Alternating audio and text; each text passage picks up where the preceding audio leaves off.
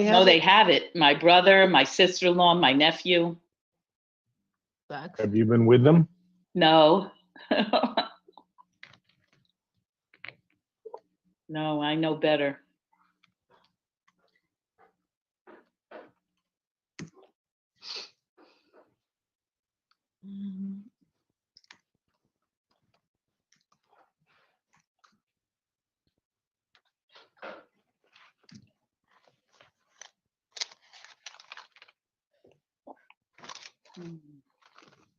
Salutations.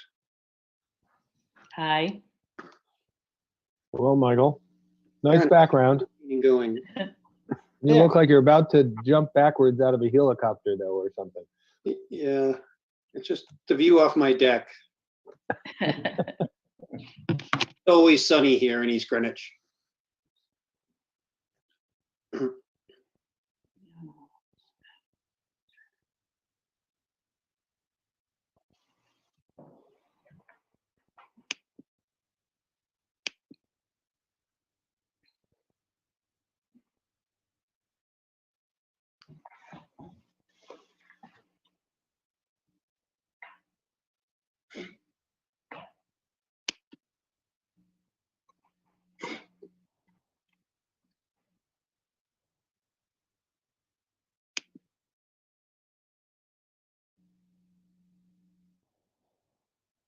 Michael, is everybody home at your house?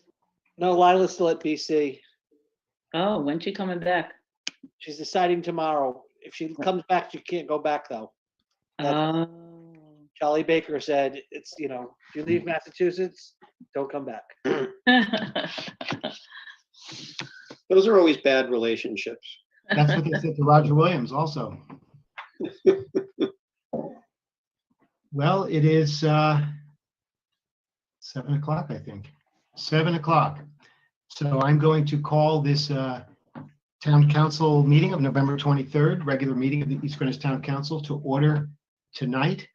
And I'd like to start by having our Town Clerk, Lee Carney, lead us in the Pledge of Allegiance. You please stand if you can. I pledge allegiance to the flag of the United States of America, to the republic for which it stands, one nation, under God, indivisible, with liberty and justice for all. Thank you, Lee. You're welcome. The panel tonight consists of our town manager, Andrew Nada. We have our town solicitor, Andrew M. Tights, Councilor Michael Zarella. Carol Malaga is our stenographer for the public hearing portion of our meeting.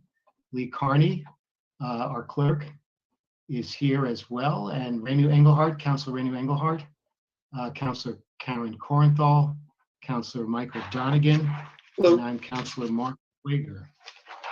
So welcome to all of the people on the panel and all of the attendees.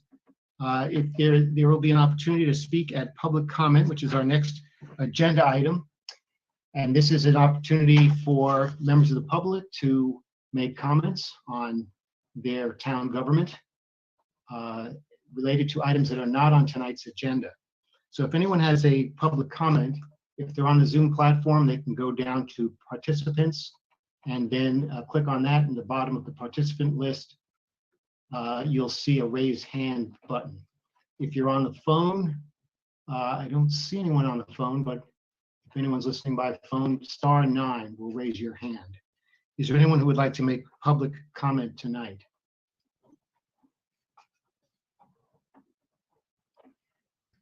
I don't see any hands raised. So we will close public comment and we'll move on to the consent calendar. This portion of our agenda are routine items which can be considered as a group and voted on as a group unless one of the councilors would like to pull an item off of the consent calendar to discuss further. So tonight on the consent calendar, we have an application for a new Biddling license from NCD, doing business as the Sweet Spot Nutrition located at 100 Division Street. We also have an item on the consent calendar 3B, application for a new Biddling license for Graze on Main Street. That's 58 Main Street. Item 3C is award of a bid to Xylem Dewatering Solutions, and that is to purchase a dry prime pump for the amount of $36,000 for the wastewater treatment facility. This is funded out of the wastewater treatment facility's capital account, and it's in their fiscal year 2021 budget. It was put out to bid by HGAC, a municipal procurement contracting agency, and has been recommended by Director of Public Works Joe Duarte. Item 3D is an award of a bid to E+ under the state municipal purchase agreement in the amount of $18,000 for the, I'm sorry, I think that's the master, what is the state MPA, Andy? That's master Master pricing. purchase. Yeah. Purchasing. Okay, so that's a list of state approved vendors. That was for $18,000 for the purchase of replacement Cisco desk phones as part of the townwide phone system upgrade, as recommended by our Information Technology Director, Wendy Schmidl, who, I'm sorry I didn't introduce our IT people. Wendy Schmidl is on our call helping us with technology, as is Don Parry from Information Technology. Item 3E is award of a contract to Horsley Witten Group for update of the hazard mitigation plan in the amount of $11,000. Item 3F is recommendation from the tax assessor for abatement adjustments and additions to the tax roll and abatement under the motor vehicle, tangible tax, real estate, and motor vehicle roll totaling $8,238.71. Also recommended by the tax assessor, addition and adjustment to the real estate appraisals, and that would total $67,309.72 for newly constructed properties in the 2020 calendar year. We also have an application for renewal of private detective license for Edward Harris Jr. All private detective licenses come before the council for approval. Is there anyone who would like an item removed from consent calendar? Yes, Councilor Corinthal. Yes, let's do 3E. Very good. So that is the update on the hazard mitigation plan. So we will pull that off for further discussion. Aside from that, I'd ask for a motion for approval of the consent calendar, excluding item 3E. So move. I have a motion from Councilor Zarella, seconded by Councilor Donegan. We'll take a roll call. Councilor Corinthal, Aye. Councilor Engelhardt, Aye. Councilor Donegan, Councilor Zarella. Aye. Mark Schwager votes aye. Motion carries 5-0. So the next item, item 3E, award of a contract to Horsley Witten Group for updated hazard mitigation plan in the amount of $11,000. The hazard mitigation plan is required by federal regulation to be filed and updated every 5 years.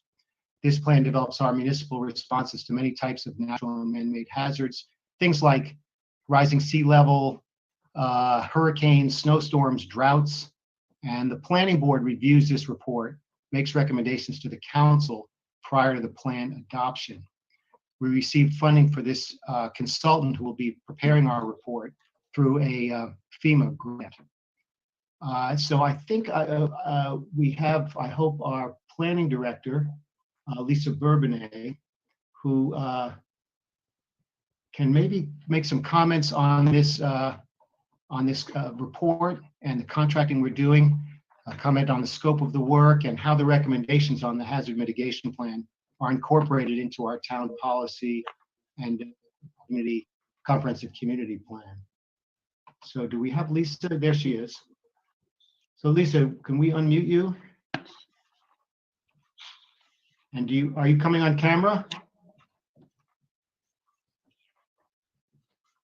Sure. There you are. Great. How are you? Welcome. So I hope I didn't say anything too off base there. Maybe you can add your words of wisdom. No, I think you did a great job. Thank you. So we actually applied for hazard mitigation grant assistance from the state back in January. As you might imagine, Rhode Island's Emergency Management Agency has had a very busy 2020. they were slightly delayed in awarding these funds, but we are more than ready to get underway. We did our last hazard mitigation, as you said, it's a 5-year requirement. The process has to be renewed every 5 years, and we did our last plan in 2015. So we are required in 2020 to do this work, and we, as I said, with the grant delay, we're a little bit behind schedule, so we're kind of chomping at the bit to get going here. As you explained, it is a federal requirement. If the town seeks in the future to obtain any money from a federal agency like FEMA, or the State Infrastructure Bank for things like, as you said, resilience and mitigation projects, we need to have an active and up-to-date hazard mitigation plan to qualify. So we're due for this project. We would like to use Horsley Witten. If you guys recall, a couple of months ago, Mr. Duarte in the Public Works Department went through a process to pre-qualify some sort of multidisciplinary teams of engineers and planners. The firm that last did our hazard plan update back in 2015 was on Mr. Duarte's list, but they gave us a really not the right cost estimate. And Horsley Witten is a group that we've worked with before, and we know these guys pretty well, and they're the guys that came in with something that's more in line with what our grant award is going to come to in terms of total funds. So that's who we'd like to recommend to you tonight. I'm more than happy to answer any questions, but Dr. Schwager explained it pretty well in a nutshell. Council Kornthal. Yeah, I have a, when I looked at the details for this, it looked like we were mostly talking about natural disasters that they're looking at. And I'm just curious, we've been talking about having that medical recycling plant near us. Mhm. And is that something that they would look at as well, even though it's not technically in East Greenwich? So all that we're required to plan for in the hazard mitigation plan right now is these natural hazards. There is movement afoot at the state and federal level to require hazard planning to be much more all-encompassing. In the future, I think we're going to see hazard plans that have to include cyber attacks, pandemics, and other things. But for now, we're kind of just looking to check the box, update the 5-year plan, deal with the things that we've always dealt with. We assess our risk based on probability and then sort of the actual risk in terms of dollars or losses that we might incur. And it's exactly as you might imagine, the standard, severe weather event, blizzards, hurricanes, that kind of thing. So I don't know where we'll lie in the future with something like a disaster from what you're describing, which could be a possibility. But for now, we're looking to do a pretty traditional plan. Thank you. Mhm. Other questions for our town planner? Lisa, I think you had mentioned that some of the recommendations in the hazard mitigation plan do make their way into the comprehensive community plan as well. Can you describe how that happens? Sure. So there is I hope everybody goes to bed at night with the comp plan tucked under your pillow. So you should all know it pretty well by now, but you can imagine it has various elements that are required, things like land use, economic development, natural resources, open space, housing. And one of the required elements is an assessment of natural hazards. And the implementation items from our hazard mitigation plan sort of get dragged and dropped into our comp plan. One of the things that does for us is it makes us eligible for funding beyond just hazard funding from FEMA for projects. So infrastructure bank type monies and other grants that might come up from DOT or other sources. If it's addressed by the comp plan, it's automatically eligible in a lot of cases. So yes, we do drag our implementation items from the hazard plan into our comp plan updates when it's appropriate to do so. So we'll do this plan now. In a couple of years, we'll be updating our comp plan again. And at that point, we'll pull in the action items from the hazard plan. Is this the plan, Lisa, that the community is asked questions? Is this the one that you get a survey? I mean, I see the Survey Monkey thing on there. Is this the one where we're asked, they send it out to the broad community or not? This is not it. I don't think so. This Okay. is really an assessment of the town's public facilities. So what we do is we look at our risk from various scenarios like blizzards, ice storms, hurricanes, and we look at the impact that those events might have on critical facilities. So on roads, bridges, the sewer treatment plant, things like our schools, which in many cases act as emergency shelters for the public. So it's really assessing our sort of natural hazard risk against public infrastructure. It's not so much designed for the average property or business owner. Thanks. Mhm.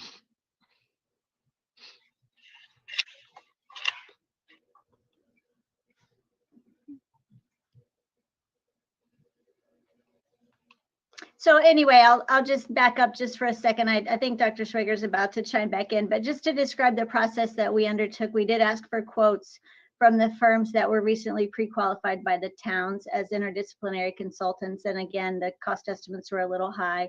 So we went to the state master price agreements that are listed on the state purchasing website, and Horsley Witten was there, and they've recently done a couple of hazard plans around the state. So it seemed appropriate to look to them for a quote, and it came in very in line with the amount of funding available. So that's who we're recommending to you tonight. Thank you. Other questions for the planner? If not, I'll ask for a motion to award the contract to Horsley Witten Group for updated hazard mitigation plan in the amount of $11,000. So move. Mr. Zarella, seconded by Councilor Corenthal. We'll take the roll. Councilor Zarella, Aye. Councilor Corenthal, Councilor Engelhardt, Aye. Councilor Donegan. Aye. Mark Schwager votes aye. Motion carries 5-0. So that takes us to 4 on our agenda, reports and presentations. The first item is a report from the town manager on projects, initiatives, COVID-19 response, and public safety updates. Mr. Nada, the floor is yours. Great, thanks, Dr. Schwager, members of the council.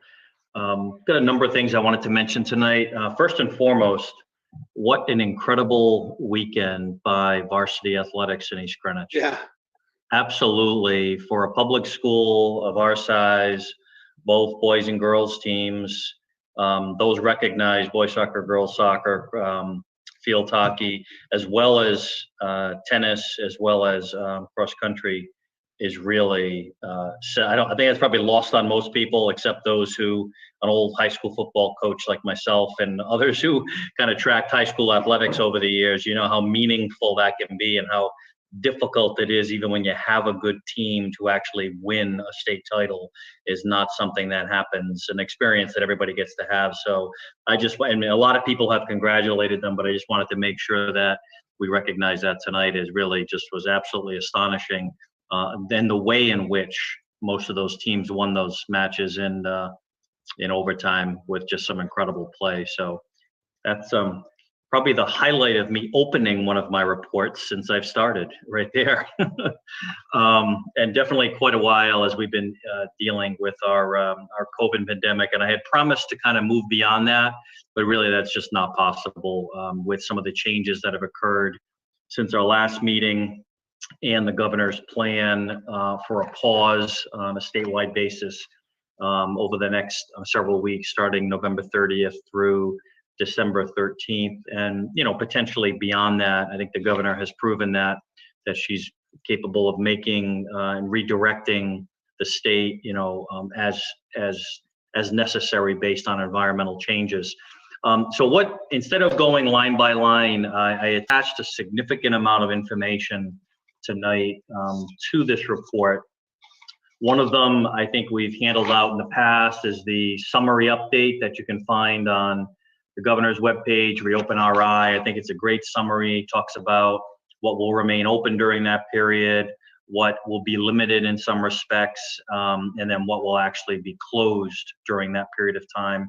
And then for additional detail, I also attached kind of a question and answer, most frequently asked, that came out on the 20th from Reopening RI, which really highlights all the major categories that the governor's focused on. And clearly the list goes beyond what's covered here, but mainly targeting social gatherings, some of the changes as to catered events, anything where there's a gathering, such as funerals, venue of assemblies, and then kind of runs through a lot of the industries, restaurants, childcare, and education. You've had some success stories in Rhode Island and elsewhere in terms of how certain industries have really modified their behavior well and actually been extraordinarily successful in terms of limiting exposure. So there's more flexibility for those particular lines of work than others. Sporting facilities and sports, school sports, retail stores are holding their own at about, most of them are about one person per 100 square feet of indoor space, which is not bad. And clearly any restriction beyond that right now before the holidays would really, not only is it's difficult already, but that would make it almost impossible for some of our businesses to stay open. So I'm glad that there's been some flexibility there. And I think they've been doing a very good job of accommodating social distancing and the other protective measures that have been strongly recommended through the Department of Health and the Department of Business Regulation. Beyond that, it runs through a lot of good information, provides you with all the other access points to some of the details in a particular industry that you might want to take a good look at for the next couple of weeks. And I think beyond that, the governor and I also included some information from the Director of Administration, Brett Smiley, in terms of how they're handling state offices and state employees and how they're functioning. So clearly they're beginning to tighten things back up a bit. Municipally, I think it really depends. It's as it was previously on a town by town basis based on how the community reacts to embracing some of the protective recommendations that have been made, and then in other places where that may be a little bit more challenging. Clearly, there's a lot of strong recommendations that are being made relative to travel, relative to just really being smart about family gatherings and about taking, and as we all know, I mean, the goal here is really to limit the number of people that require medical attention, right? The hospitals, and Dr. Swager and I were talking earlier, are really not in a good place right now in terms of their capacity and staffing and just the overall impact. And I think the positive cases we're seeing statewide are probably beyond what anyone ever thought would occur, especially after our early spike and then a decrease in a period of kind of stability. To be back in this place today, I think is really concerning to a lot of people. But it comes down to percentages, right? The fact is that I think a lot of people are being viewed as letting their guard down and really not following the protocols when you're amongst friends and family, but you do it when you're out grocery shopping, you do it when you're out at a restaurant, you do it when you're out in public. And so I think the goal is there's some very strong advice to avoid those situations because of the lack of ability of many of us to maintain those protective measures when we're with our family and friends. So there's a tremendous amount of information. I'll stop there on that particular note. I did want to provide the council and community an update as to a lot of what you're hearing statewide and nationally about the dissemination and distribution of vaccinations that are coming out and the progress that's being made there. East Greenwich we've committed probably a month or two ago to represent one of the regional distribution sites for the vaccine in the state. And initially, and this is changing on a weekly basis, although as to who would be eligible in that first distribution. And so it continues to change, but as of the last couple of days, it was really limited to fire and EMS in terms of close contact first responders, as well as healthcare, hospital, nursing home type workers who are in that setting, who are providing direct care. It might expand beyond that. It's really going to depend on I think the distribution in Rhode Island, the amount of inventory that we have to distribute. But East Greenwich will be one of 4 to 5 regions, and the regions continue to modify as well. But presently, we're in a region that includes West Greenwich, Exeter, Coventry, West Warwick, and Cranston. So at this point, we are going to be meeting internally over the next week, and then we'll be bringing in partners from those communities to work with us so that we're prepared when that shipment comes, and it could potentially come in the coming weeks, that we'll be prepared either with use of our MedPod plan, which recommends the use of Cole Middle School or we're even looking at other options for potential drive-through opportunities, possibly with use of Station 2 off of Frenchtown. And we could bring people into the building and they could just keep on driving through as we dispense the vaccine. So there's a lot more work to be done there, but we're actively involved in that process, and we'll continue to provide the council and the community with updates as we go forward. So a quick step back to, yes, Andy, yes, Mike. I think Councilor Donegan has a Hey, question. Andy, I was just wondering how, I have no doubt that this effort on the town side is being coordinated with the schools. What would happen if Cole became such a site and it was extended for a while, and there's, you know, how school is, you're in, you're out, like what, Yeah. how are we coordinating that so we're not stepping on their ability to get in and out with the kids? Yeah, you bet. So we had a number of opportunities to schedule when it occurs. So depending upon which vaccine that we get, and right now it looks like we'll be doing business, at least initially, with Pfizer. It's initially based on our first responders receiving it. You can't initiate the vaccine to all of our first responders at the same time. So it's going to most likely be spread out over 3 particular days within about a week and a half period. And that particular vaccine would require a follow-up shot approximately 3 weeks out. So really it would be 3 and 3, looking at about 6 different days. So we would schedule it, Mike, so that it was not a disruption. And then the numbers that we would be handling initially on a daily basis would be, you know, give or take 1,000 possibly, and that can happen over multiple days. So it can happen after hours. A lot of it comes down to the space, the distancing that we have, and the number of people that can actually initiate the vaccine, can distribute it itself, can actually give the shot. So a lot of it's going to come down to the medical professionals that we have access to, and the more that we have initiating that shot, the faster the process is going to go. But I'll pause there for a second because it's a different process. So everything is being done electronically. A lot of our volunteers that'll be provided by the town and by other communities. Everything is web-based. You'll have to register on a portal. It'll be documented when you received the shot, who gave you the shot. So there's a little bit of a different dynamic. And something else that we're tracking, which ties right into, in a moment, I'll talk a little bit about FY21 budget and CRF funds and COVID reimbursement. It comes down to my initial conversation with the Department of Health representatives was that the likelihood is we'd handle logistics. They would handle the distribution of the medication and have the professionals there. So that has changed, where now it looks like it's most likely, and that this could change again, going to be local professionals of the various communities that are actually the ones providing the medication.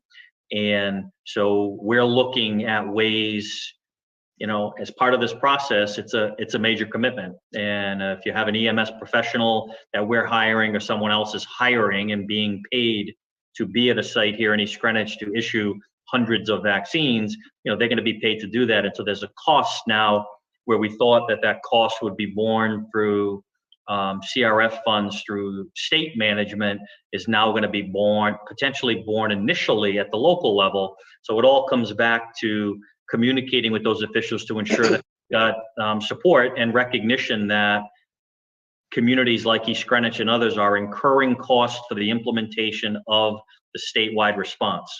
So we're just trying to make sure we're all on the same page. But we are going to communicate. I have spoken to the superintendent a couple of times. We don't yet have enough detailed information, but I think we can schedule around, to answer your question, I think we can schedule around any impact on our schools. Okay, yeah, because I just, you can imagine there's going to be a hue and a cry, right? If all of a sudden there's 1,000 people showing up when the buses, Yes. you know, I mean, it's gonna, so we want to prevent that. And secondly, you know, this feels like a thread you just keep pulling and it just keeps going. When it comes to our selection or volunteer as a regional, is that what it is? Some regional outlet for the vaccine? Yes. Is that in the form of a mandate, or are we purely volunteering to help our state? Yeah, it is not in the form of a mandate.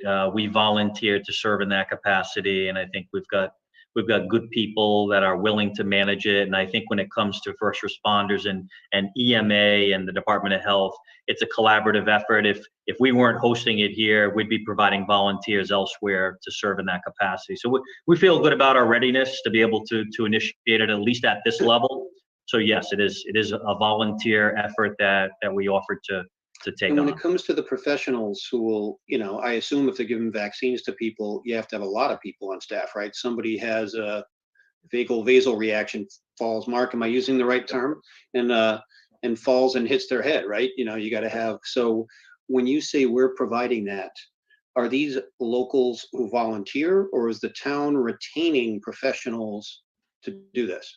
How does that work? No. We'll have some that volunteer. We may have professional staff who'll be compensated, and then we'll leave it up to the other communities as to who they're going to be bringing forward. And I think what you'll find, Mike, is most of them will probably be those, all of them handling and have to be certified to be able to issue the vaccines themselves and to handle that medication.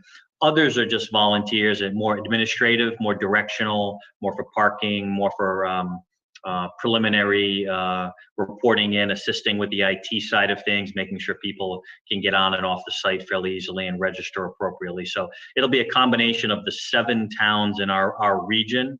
So we'll handle the site. Will probably be the only extra burden that we handle, but we've already had financially.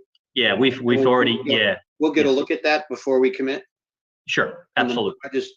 Because right now I have no idea what it looks like. Yeah. I'm sure it's fine, and that's why you're not presenting numbers, but just so we could have an idea. Yeah, by all means. Yeah. So beyond that is we don't really at this point, or even with the caseloads, we feel very comfortable now that the election is over and the number of residents that we had kind of moving through this building during that period of time because we were doing the early voting here. That was a large number, and it handled well with little repercussions. And so at this point, traffic has really stabilized and dropped back down to kind of pre-early voting levels. And so we feel comfortable with the steps that have been taken. I do not foresee any need in the immediate future for additional restrictions on our activity here or in other municipal buildings such as fire, police, recreation, public works, planning. If things continue, you may see us slip backwards just a bit to a scheduling of appointment only. If we get back to that point where I think we need to space, and really that would just be a spacing issue to make sure that we were not having people stacking up outside offices on a given day. But beyond that, I think it's worked well. I think the staff has done a great job in adapting to it. For those that need extra time off, they take the time. We've had very, very few that have really sought out that option. We have had, and I'll note as I'm talking about this right now, I will note the fact that we do have multiple firefighters that are out right now with positive tests.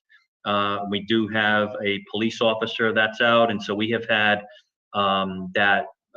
we've had a large group of officers that were tested today up in Pawtucket, and we've had a large group of our firefighters that are being tested right now. So both chiefs feel comfortable at the moment that we've got sufficient coverage, and we're just waiting for those test results, some of which are probably already back now. If not, we'll have those tomorrow.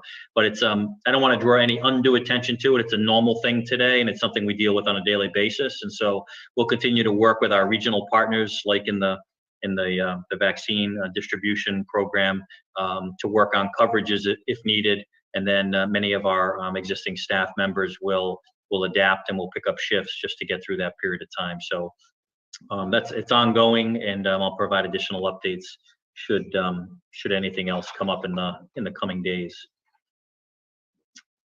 I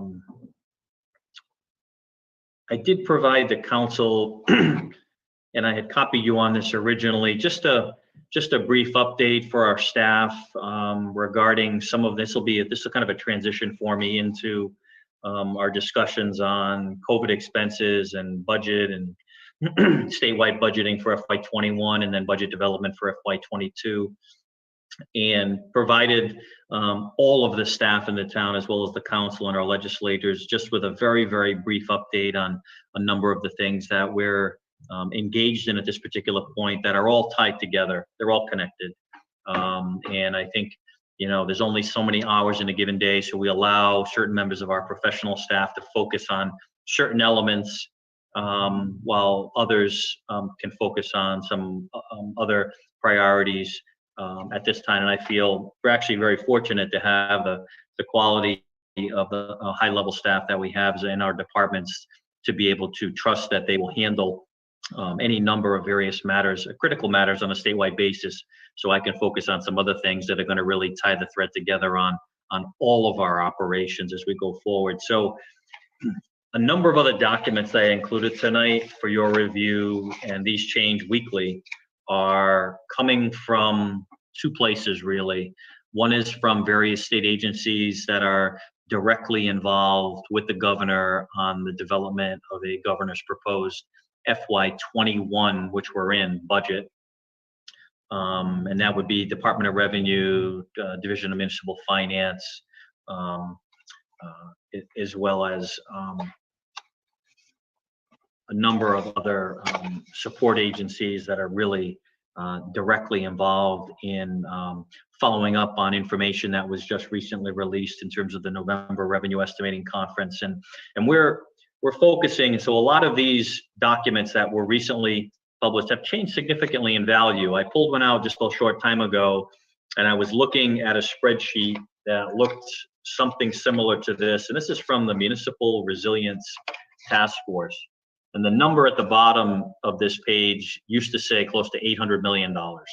So within weeks, that number is now reflected as 114 million.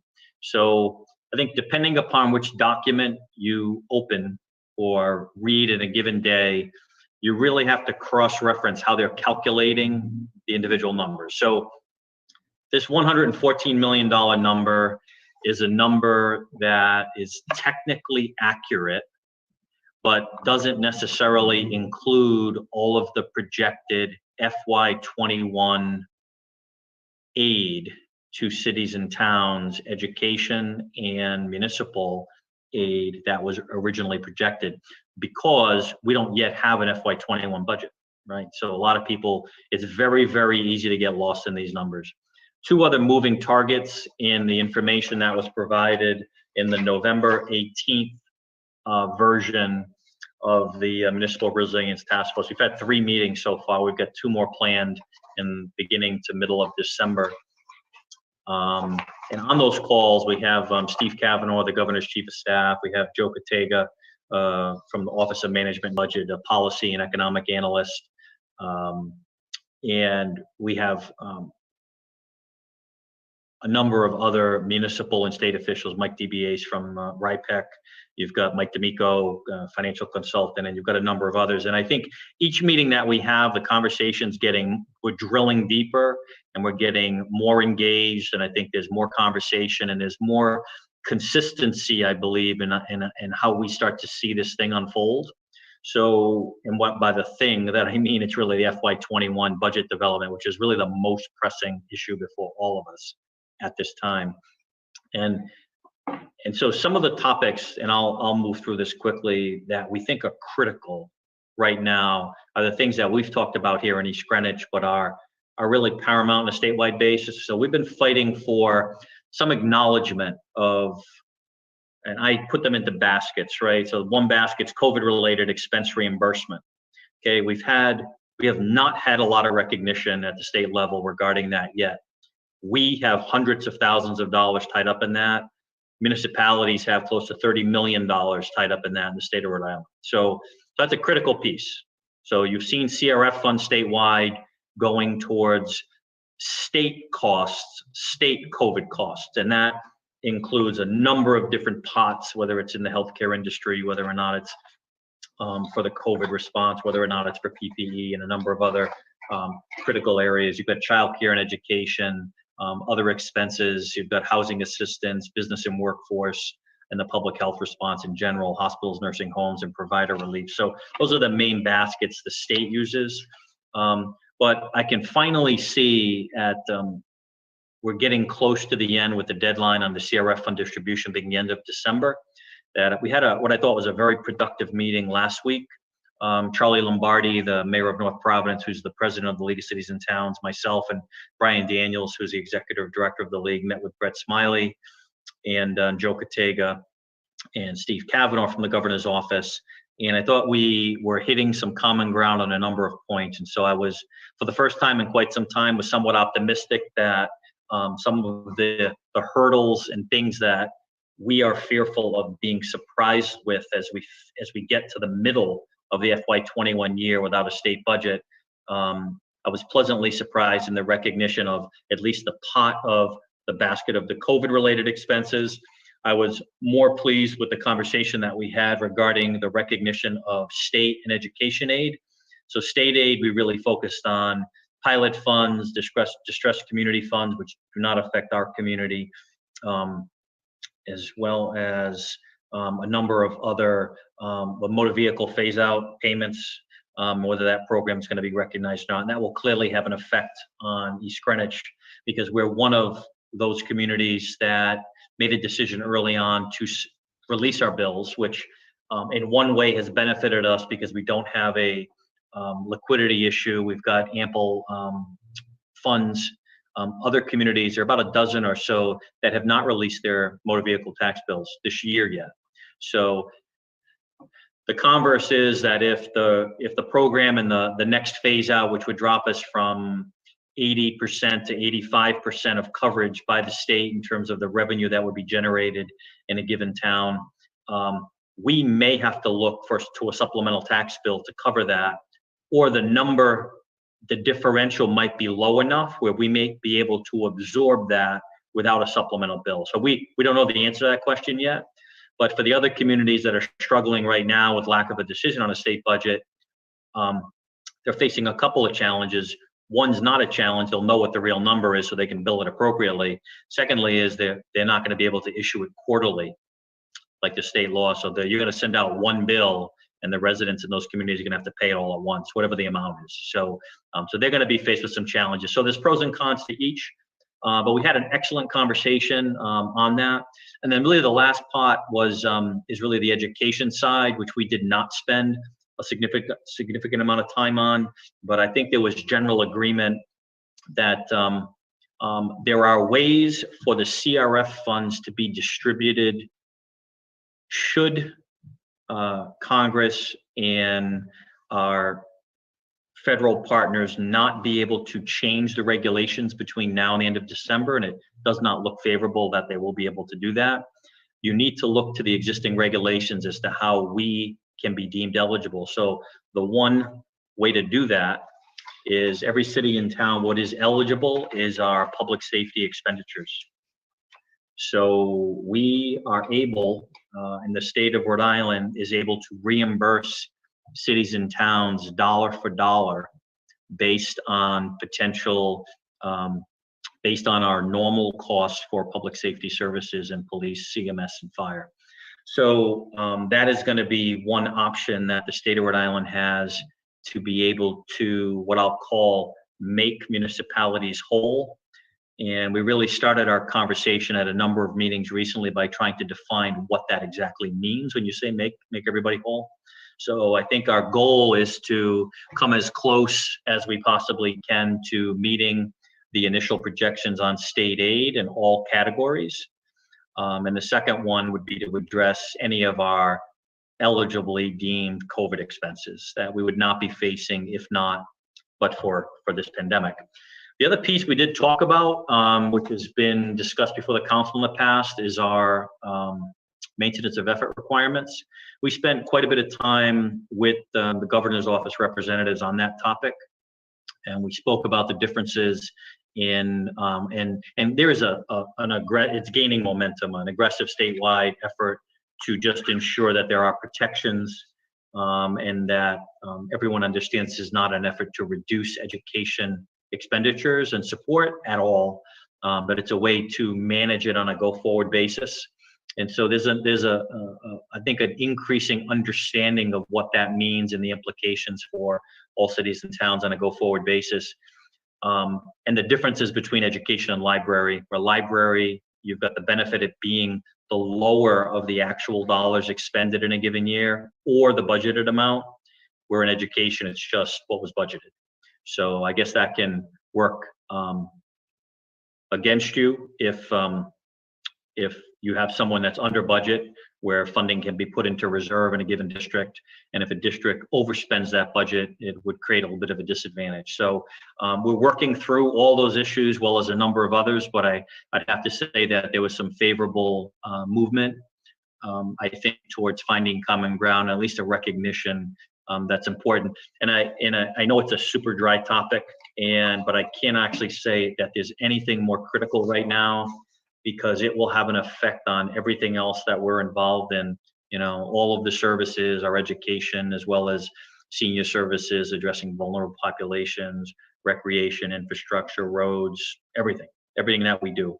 And the last piece that I left with the state officials was a concern about how we modify and adjust to everything that we've known in the past, with all of these various funding sources being tapped to plug holes, and then we completely reverse our focus in FY22 once we get out of 21, and we have to reset. We have to reset at that point, reset our budget, reset our expenditures, reset our priorities, and it's all going to depend on how far into FY22 COVID and its related impacts, financial and otherwise, affect us. So one way to do that, and then I will kind of wrap up, is two more documents that I included. One was a shared services study, as well as another document that I included, which is East Greenwich specific. Each city and town in the state has bought into our conversation of the team with the Municipal Resilience Task Force in dealing with shared services. Not a new topic in Rhode Island, has been dealt with in the past over the decades by various commissions in House and Senate, as well as other governmental entities that have looked at it. A lot of great things have come from it. A lot of them have been shelved over the years, like many things that happen.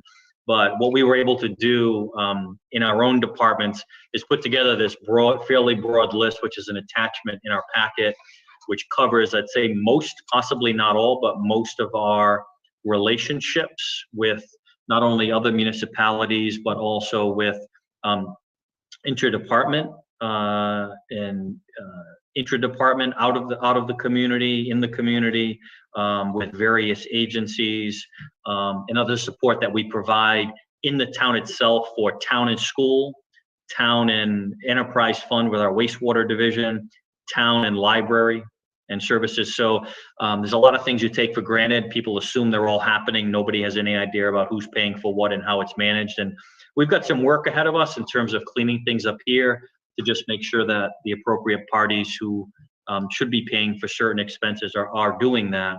But this is one great start. And I think that there's some common ground that's been struck on with all the members in the Municipal Task Force, including all the state officials that are involved, that we have some ground on the expenditure side in these documents that we can make some headway, not only on the distribution of federal and state funding. So I'm going to stop there. There are a couple of other things that are included that you can take a look at.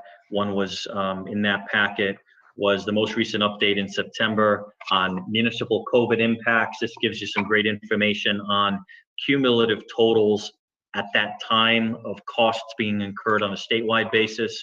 And I think it ties together nicely with a memorandum that went to the House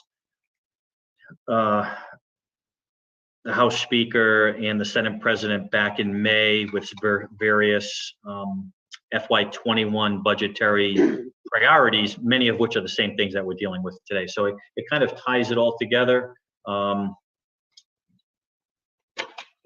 Beyond that, there's a couple of quick mentions that I want to make before I wrap up. And one of them is just today, I received an update from the Interlocal Risk Management Trust that between work at the trust and various agencies around the state, as well as the AG's office, that they have just released a modified model use of force policy.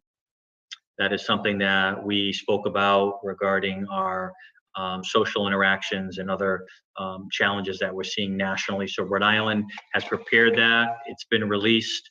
Each individual departments are anticipated, especially members of the trust, to review and embrace this policy and sign on to it by the end of 2020. So I just got it, so haven't even read the full document yet, but I'll be bringing that before the council at some time fairly soon.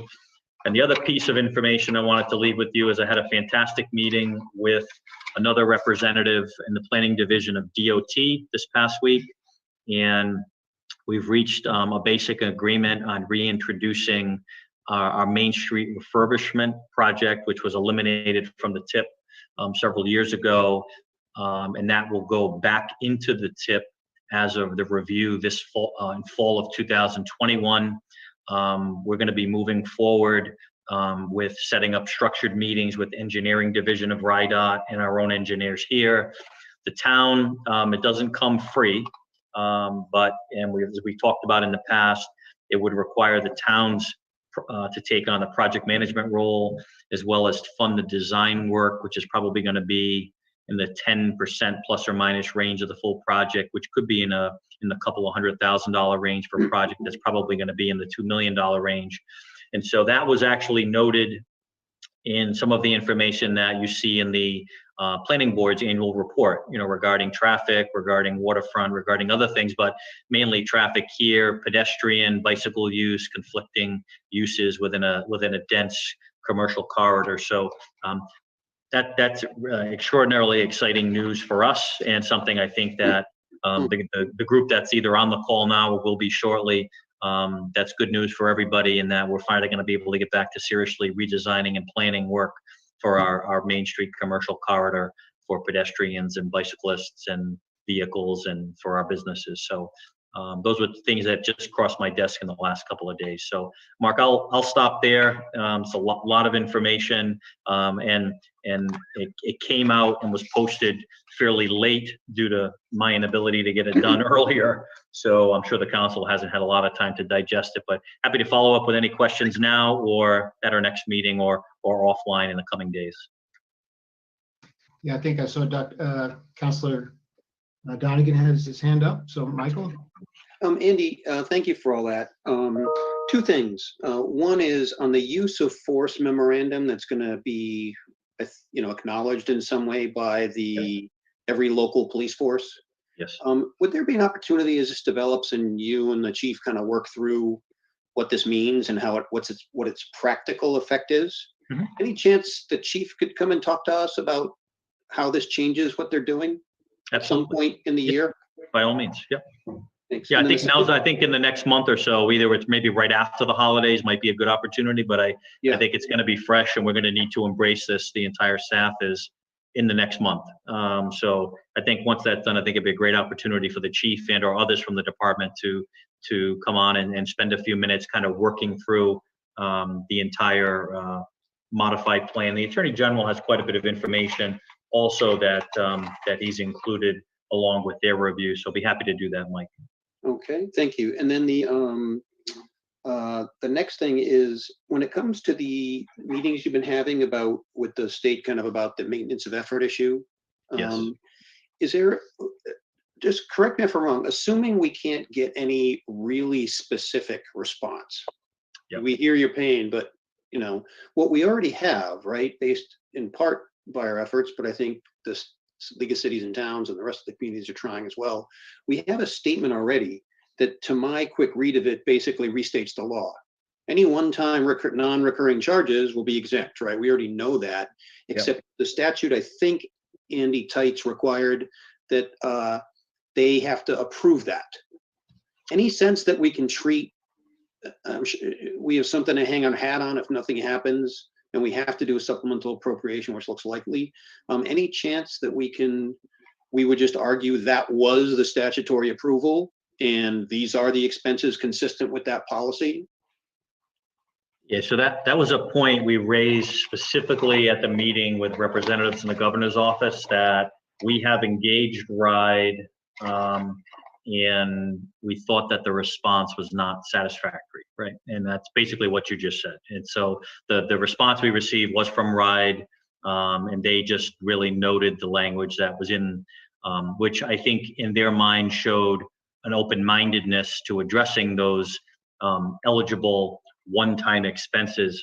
Although I think each of the communities that are interested in pursuing this need much more definition than that, because we can really articulate with support from our school district the specific types of expenses that are totally COVID related that may not be gaining traction with FEMA at this particular point in time. So we have not lost sight in the council's interest in protecting our interests here and potentially moving forward with other types of statutory amendments that would be to our advantage. So Andy, I don't know if you want to comment on that at all. I think that's kind of where we stand. We're leaving all options on the table, ideally trying to deal with it on a statewide basis, but if that fails, we have another path that we can take. I don't have anything to add to that.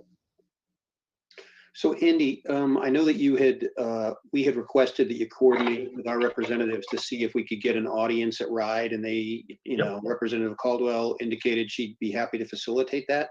Yes. I mean, ideally, and I'm just looking at this like a lawyer, is that what we'd like to do is, if the statute says these costs don't go to maintenance of effort, if the commissioner determines they're non-recurring one-time, like we'd love to send over a basket of expenses and have her check the box before we move on. And Yes. so I don't know how close we can get to that, but I think that would be helpful.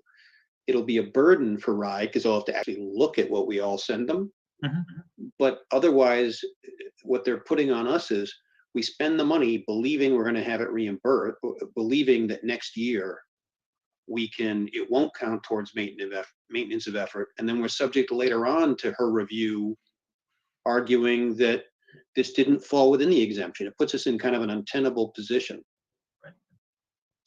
Yeah, I would agree, Mike. On a recent statewide call, I did press the deputy commissioner for Rhode, and they were very supportive, and they were absolutely open-minded to having that meeting.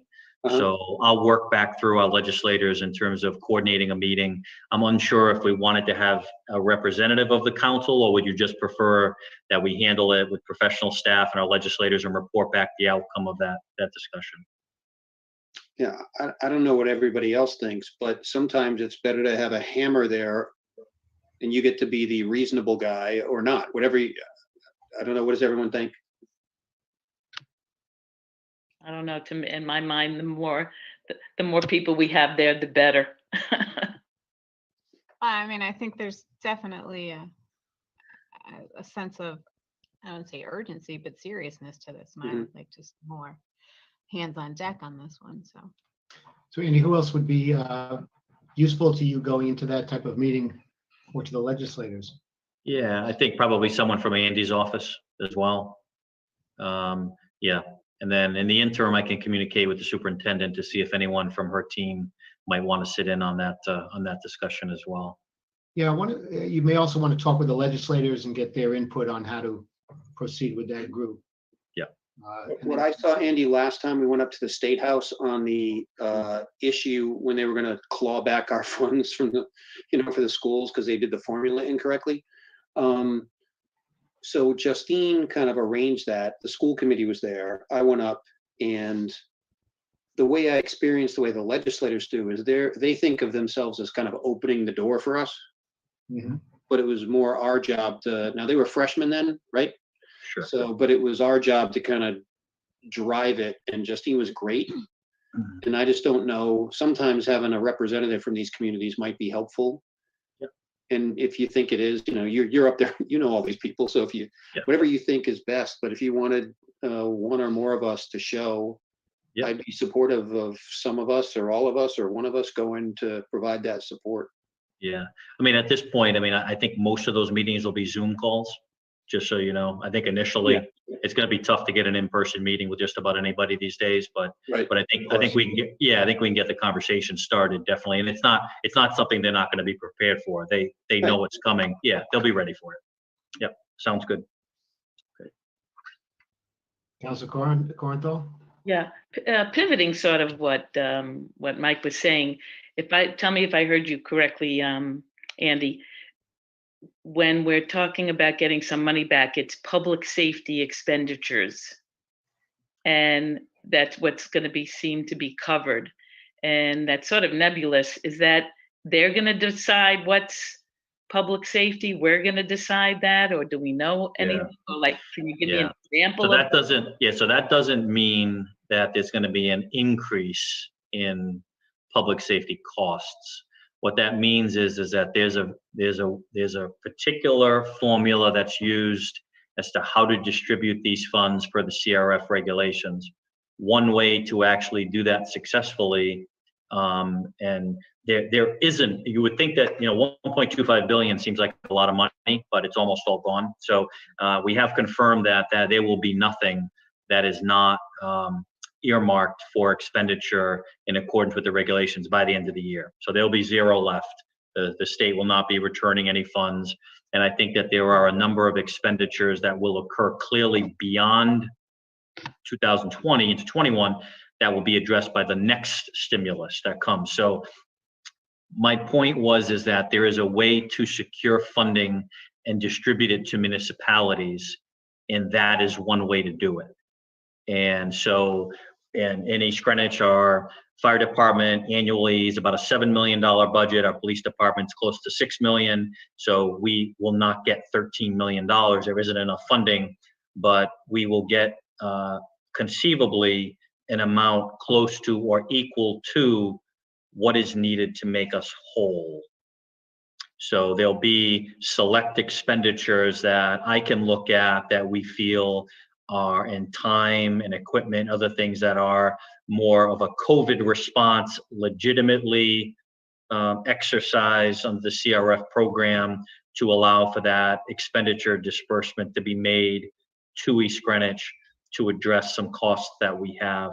I think the other thing that I didn't mention in those reports is incredibly, revenue has been very strong on many areas, not all areas, but overwhelmingly in the state during this period of time, which has really assisted greatly in the state's ability to lower that deficit figure.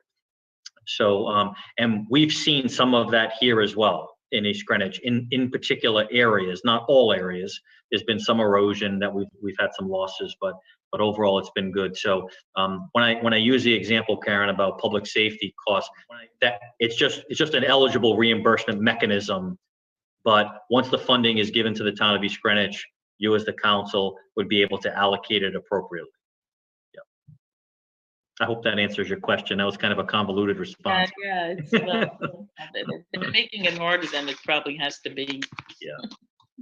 Well, I'm following up with what Karen said. I mean, do they have a formula already set, or are they just sort of winging it at this moment? No, they're working on it. Yeah. So a lot of that is going to depend upon, it's going to be the development of the state budget. And so they'll look at municipal appropriated aid once they make final decisions on motor vehicle tax disbursement, our pilot, right, which we're getting monthly now at this point, several months in. There's a lot of moving pieces. Some cities and towns have pilot properties that are no longer being used for that purpose. They're now going to be deemed ineligible. Some of those funds may be spread across other pilot communities to make up the differences. So there's 100 moving pieces, if not more, at this particular time. But the goal is to financially make each community whole based on a projected amount of aid disbursement. And so I think that's the end goal, is to try to get people financially back to approximately where they were, at least to an acceptable level, where maybe we have to adapt to address any loss in our meals and beverage tax. You know, if we're not meeting our budgeted goal of 700,000, maybe we're at 550, and do we have the ability to accommodate the $150 differential? We do. We might be able to make that up in the report that was just issued with a savings on expenditures of 400,000 to 500,000 so far. We may be able to eat that up in our overall FY21 program. So yeah, there are a number of moving pieces. So but the state is working on it right now, and that was a follow-up to the meeting that I just had, Renew. So it's not going to be, they're not going to wing it. I think we're going to be meeting with them to ensure and protect each of our city and town's interests, as well as the state's interest, as those decisions get finalized. For example, Andy, let's say not only us, but other towns, let's say if a town has, half their fire department out, and they have to incur expenses for overtime, would something like that be because that's directly related to public safety and directly related to COVID. Yep. So I would think that should be covered. Yeah. So we've yet to see many of those personnel costs reimbursed yet. Um, Yeah. 'Cause So that's why I raised the issue with the med pod and the vaccinations being given. That so for me, it's very clear that that's a COVID-related activity. Any cost incurred with that should be covered, and that's not necessarily what we've seen thus far. So that's why we're trying to use a strong voice and be at the table, just so we can get answers to some of these questions. Definitely, thank you. Andy, do you know if they are seeking to apply any means testing when they distribute the money in the same way that we have a school aid formula that it favors the neediest communities versus, do you know if, like, for instance, because we're not as needy as some communities, would we be disfavored in reimbursement even if the expenditures are similar? Yeah, no, not to my knowledge, Mike, that would not be the case. I think a lot of it's going to be driven by the existing aid projections that we were supposed to get, Providence was supposed to get, Tuckett, North Kingstown. We're working from existing aid numbers. And I stayed away from the pass-through aid, because that's a difficult one because it's such a moving target. So I'm guessing it's going to be set education aid and set municipal appropriated aid is probably where they're going to hang their hat and plus COVID expenses, trying to address those pots of cost. Thank you. Yep. You're welcome. Andy, just to follow up on Councilor Donegan's comment about the use of force policy that's came from the trust. There's also another interesting document that perhaps the chief could discuss, the Association of Rhode Island Police Chiefs, the 20/420, which were 20 resolutions addressing use of force and other police procedures to be implemented in 2020. And that was an interesting document that we might also want to discuss. Yeah, Mark, there's a number of things. We had a bit of a hiccup recently when we did not secure, we've had so many great successes in grant applications that have been written. One we came up a little bit short on due to the significant interest in applying was the Rhode Island Foundation grant. It was about a $60,000 grant. And we had significant funds in that grant to help us kind of finalize our program elements in terms of our social program here and really responding in terms of a number of the activities that are occurring statewide. So what we'd like to do is, with use of force, which is part of that, which a number of the other elements is, Bob Hodel, I'm using Bob in his capacity and his overall understanding of this topic and his kind of cross-training across many department lines to help facilitate that for us in terms of our interaction with various populations in town, how we need to communicate, messaging, how we facilitate communication in various forms. And what we'd like to do is circle back for what I think is going to be a fairly involved conversation, an update on a number of different elements. And that would include as much as any curriculum changes in our local schools in terms of public education curriculum adjustments to accommodate any of the inequity issues that are being recognized nationally, as well as law enforcement and the police side, as well as communications with various adult groups, youth groups, as well as a multitude of a number of other things, some dealing with housing, some dealing with our comp plan and other mechanisms that the planning board and zoning would be addressing on a go-forward basis. So there's a lot there, and I don't think it's probably a one meeting discussion. So we can maybe parse it out that way, Mark, and start to pull item by item. That may be a better way to handle it over a series of meetings. And then maybe we can wrap it back together late spring with kind of a culmination as to where we are. And if the council could provide some perspective as to they're either comfortable with the direction that we're going and the conversations that are occurring, or if you want to kind of move in a different direction. Apply more resource or continue at a status quo level based on the results that we're generating. So it's very involved. It's been quiet, and we haven't really reported it out on a lot recently. But I would have to say there's a lot of work being done behind the scenes.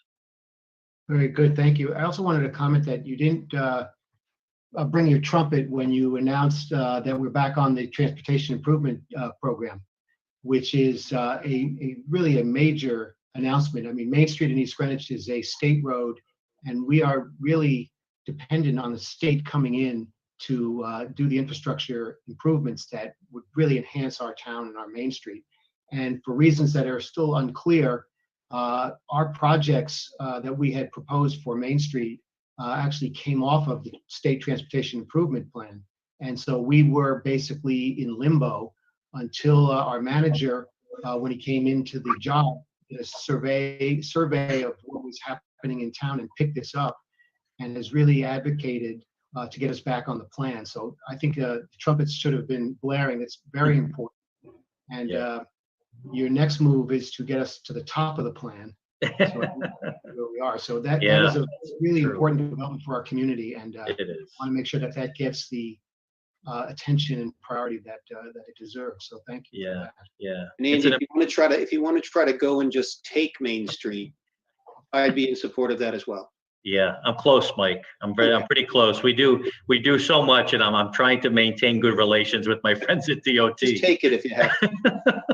We do so much work, or at every city in town, we do so much work on our state roads in our municipalities already. But I agree, Mark, this would be quite a coup. And it requires a heck of a lot of patience, because it's a project that's going to probably take 2 or 3 years to get organized and started. And it's so involved, and it's such a long stretch of critical roadway that I hope we are far past COVID problems. Our businesses recover, because we're going to need cooperation from a lot of people when they tear the whole district up for a couple of years as we start to make our way. The end product will be incredible, I'm sure, but it requires a lot of patience to get through it. So, Thank you. So we will move along to our second report of the evening tonight. This is item 4B. This is the annual report on the planning board activities. Our town charter and the Rhode Island general laws, they require that the planning board transmits to the town council an annual report. And that report summarizes the activities of the planning board during the preceding year and also makes recommendation for future priorities. At the November 4th planning board meeting, the board voted to approve the 2020 report and transmit it to the council tonight for our acceptance. So we have on the line Lisa Bourbonnais, our planning director, who we can welcome back. And Lisa, I think, can provide some very good perspective about this report, the value of the report, and a summary of some of the activities and recommendations of the planning board. So Lisa, this is, there you are. Welcome back. I'm back. I received notice late in the day today from both the chairman of the planning board, Jason Gomez, and the vice chair, Nate Ginsburg, that for very different reasons, neither of them are able to participate tonight. So I'm sorry about that. I do think we have a couple of other planning board members on the line, and certainly if they want to raise their hand at some point and chime in, they are more than welcome to do that. I am especially disappointed that Mr. Gomez is not on the line, because I wanted to thank him publicly for his service. His term is up at the end of the year. He's been a fantastic board member over the years and a very good chair. And I just really wanted to show him some love publicly tonight. He will be missed. We are losing a second member. As you probably already know, Kevin Murphy has been a great member this year, but he has been elected to the school committee. So we will be losing him as well. So we're kind of 2 men down, and board members are actively recruiting friends and colleagues to serve, but we will need those positions replaced if we're gonna keep moving forward. But I wanted to thank both Kevin and Jason publicly for their service on the board. So that being said, I will just summarize the report very quickly. I know what you got was kind of a meaty document. In the past, these reports have not been that meaty. It maybe came to you in tabular form just as a series of projects, or maybe a map with a little bit of narrative. We are asked to speculate about what our priorities would be in the coming year and not just recap what we did in the past year. And this year, it seemed like we needed to set a different tone about the go forward message. There have been concerns brewing at the planning board level for a couple of years about growth in general, especially residential growth and the burden placed on municipal services by that. So they wanted to get that word out that we're certainly not going to take a deep dive into that tonight. The purpose of tonight is to go through the report. But we wanted to lay that groundwork maybe for a future work session. So I will just recap the past fiscal year. So this would be July 1 of 2019 through June 30 of 2020 activities for the planning board. They did meet 17 times. About half of those meetings involved some sort of training session or workshop on regulations or ordinance work, or the review of plans that had been prepared internally. The balance of their time was spent, as you might expect, on sort of the meat and potatoes of what a planning board does, which is review land development subdivision proposals. So during the fiscal year under review, they did review 14 separate projects. 9 of those were residential. 1 of those was a mixed-use project. 3 of them were commercial projects. And the other one, I call it in the report an institutional project, but that is New England Tech. Quick word about them. They are required by virtue of their original zone change and memorandums of understanding with the town council to review their master plan with the planning board every 5 years, and they were due for that this year. So that was a couple of meetings worth of activity right there. In terms of the residential development reviewed during the reporting period, if all of it comes in line at some point in the future, it will total 275 new dwelling units. 159 of those will be apartment style dwelling units. 74 of them would be what you would picture. We call them attached single family dwelling units. In layman's terms, it's condos. And 42 of that total would be traditional sort of East Greenwich style, large homes, large lots, detached single family units. So that's the land development activity in a nutshell. A lot of that you saw a couple of months ago when we were here presenting the affordable housing report, which encapsulated a lot of that residential development. So that's really the year. In terms of things that are coming up, we talked earlier tonight about the hazard mitigation plan. That is a federal mandate that we have that in place. So we do have to work on that this year. It's not optional. The other project that is not optional is the harbor management plan update, which is a requirement of CRMC. And I went to some trouble in the report to give you a little background on why that is required and what the planning board's role is there. So those are 2 things that are sort of not optional. They'll have to be worked on at some point during the coming year. We mentioned some other things that we would like to do if we have time to do them, and that would be circling back to the parking study as well as the waterfront plan. I also highlighted the fact that the planning board every year comes across things in the ordinances or the regulations that we need to just clean up to modernize the language or make it more clear and user friendly. And that definitely came up a little bit this year in terms of the breweries and distilleries. We had other little issues, especially during election season. I think we all saw a need to maybe make a couple of corrections in our sign code. So there may be other ordinance work that we will have to take on of a smaller scale. And then the other pressing issue, obviously, and the thing that is given the most attention in the appendix is the growth management. And like I said, I would expect to take a deeper dive into that at some future date. But that's it in a nutshell. I'm happy to take any questions. And again, I think there are a couple of planning board members on the line if you would like to bring them in. I think Chris Pells is in there, Kevin Murphy. Happy to take any questions or let those guys speak if they'd like. I guess, thank you, Lisa, for that introduction and summary. I guess I'd ask if any of our planning board members would like to add anything to that report. Please raise your hand. I just see Mr. Murphy, Mr. Pells are the only members that I recognize from our list of panelists. Or I guess they're under the attendees, so they'd have to be promoted. Seeing that they are not raising their hands right now, I'd see if the council has any comments on the report. Tonight we will make a motion to accept the report at some point. Yeah, I have a question. And of course now I've completely forgotten it, so I don't know why I said that. I would agree with Ms. Bourbonnais on getting back to the parking and waterfront study. I think those are very important. I think that's a very key part of, obviously, given the situation that we're in with COVID having reduced somewhat the amount of business that's happening downtown. We might have to wait a little bit on that. But this was my question. I was curious. I mean, do you get any involvement by the school administration as far as planning, or are we working as the town now working with the school administration to sort of to help them plan and to help us plan?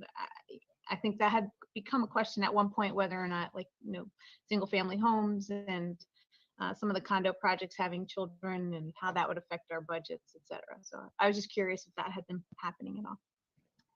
So I would just say the school facilities director and I sort of exchange horrified looks at each other in the hallway every day. So that's part of the ongoing dialogue.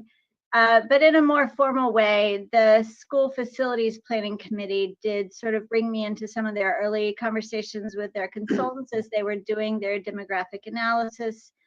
They made sure they had the most up-to-date information from my department about pending land development so that they could do their projections. Turns out those projections are really hard to do. East Greenwich is a little bit of a unicorn in Rhode Island. It's a really popular place for families, and even housing types that don't necessarily usually statistically produce a lot of children have the potential to bring school children into our system in East Greenwich. So there are some odd behaviors from a demographer's standpoint that come into play in East Greenwich, and they're hard to grapple with. So we're trying to work together on projections and what our facilities are going to be, and until some things actually start coming online and we see how they're going to be occupied, it is pretty challenging. Thank you.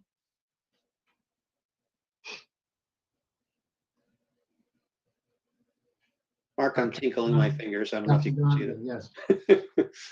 Hi, Lisa. How are you? Two questions.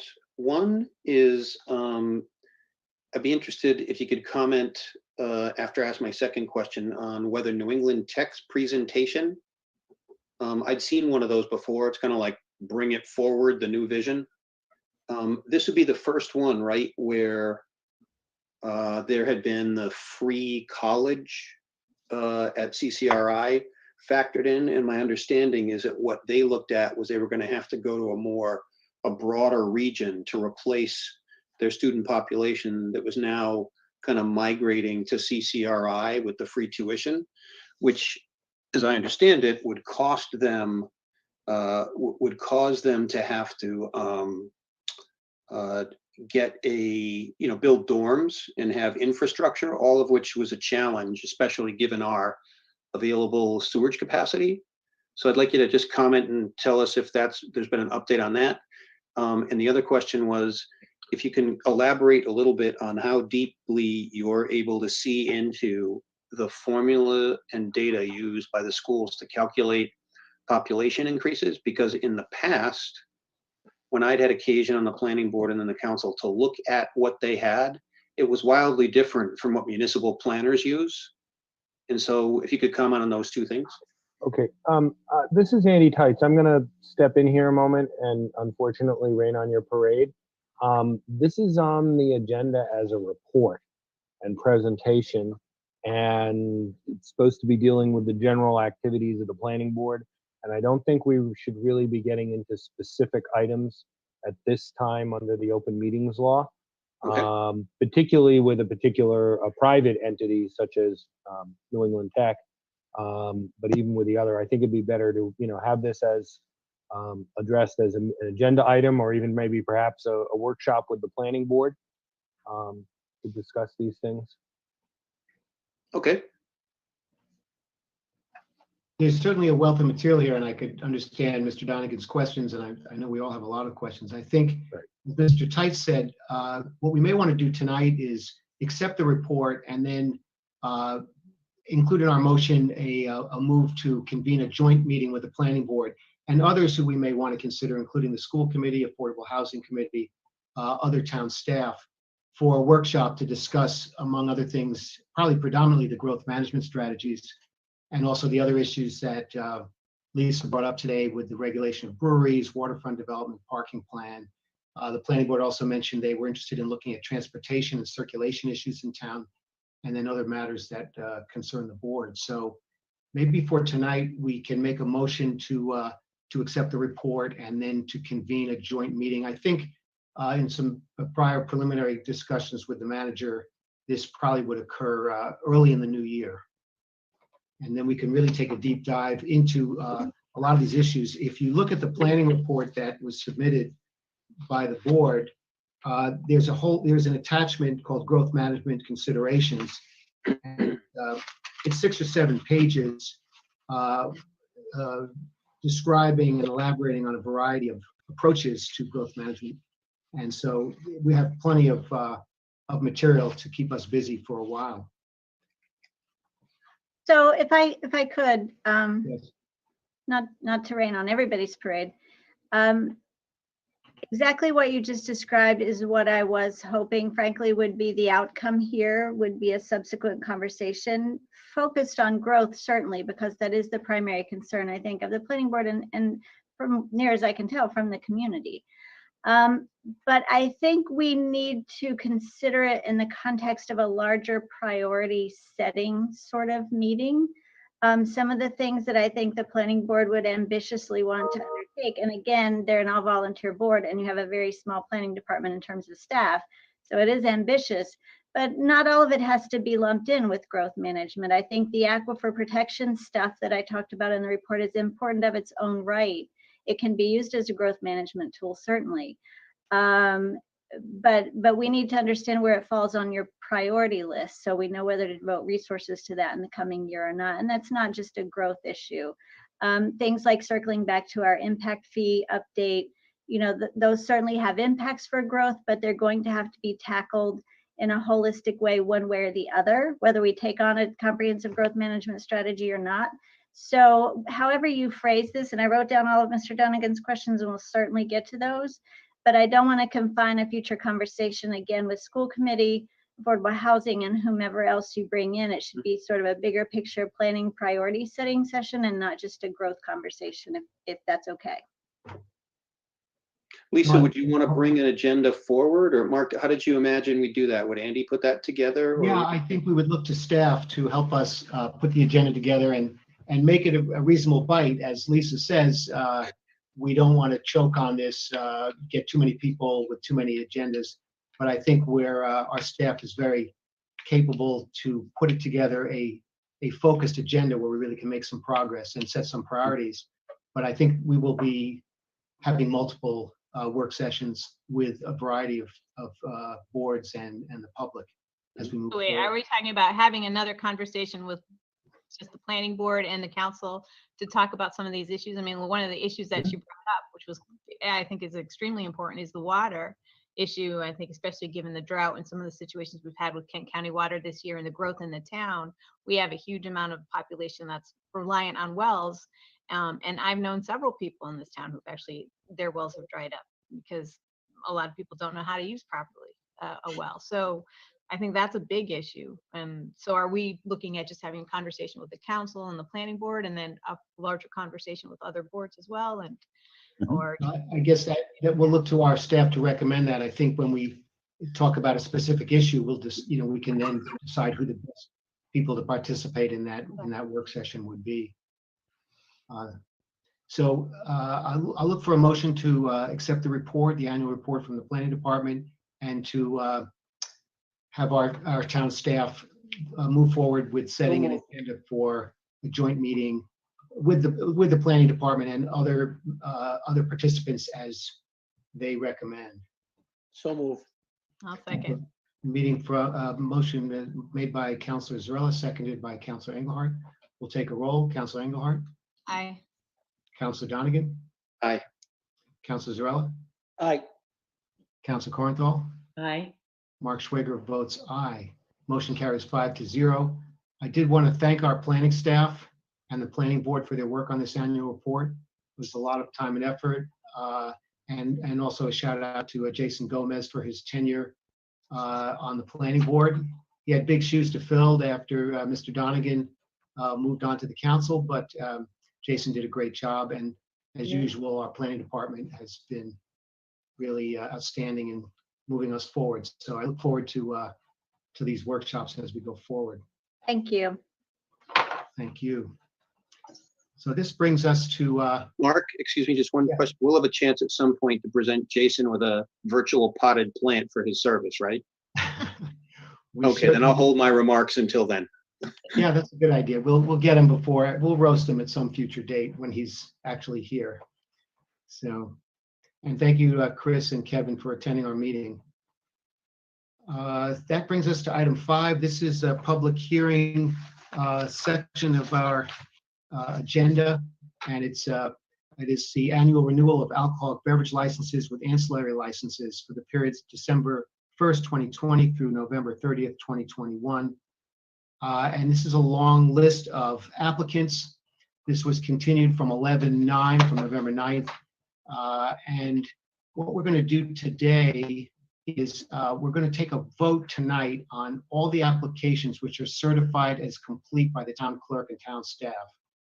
And we're going to vote to move to January 11th public hearing to reconsider any applications currently found to be incomplete by the town clerk and town staff.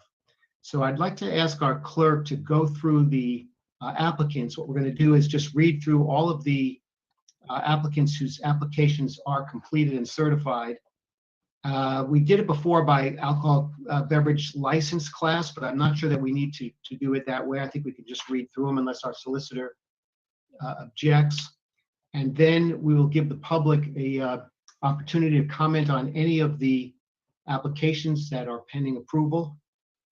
Give council their comment, and then we will vote to approve all of the completed applications. So I ask our town clerk, Lee Carney, to present the applications tonight which are deemed complete and that you'd like to consider for approval. Okay, thank you, Dr. Schwager. Yes, we've made some great progress.